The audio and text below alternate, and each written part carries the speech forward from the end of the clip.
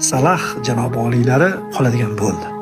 2 yilga shartnoma imzolashi haqida xabarlar chiqdi. Buni ko'rib turib, shaxsan men juda xursand bo'ldim.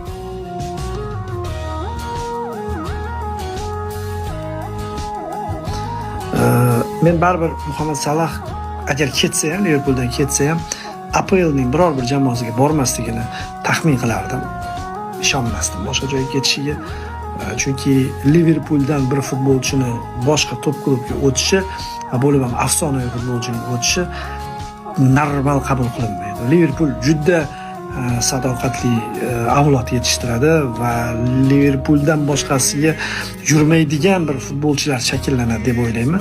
Keyin boshqa klublarda ham tasavvur qila olmasdim. Chunki uzoq yil bir jamoada 6 yildan ko'p o'ynab qo'ysa va tizim unga quriladigan bo'lsa, u asos futbolchiga aylansa, boshqa joyda qiynaladi va shunaqa futbolchilardan biri bo'lib qolmasligini istardim. Muhammad Salahni va Salah bilan shartnoma imzolashga muvaffaq bo'lishdi. Muhammad Salah haqida gapirdik, endi Van Dijkni kutamiz.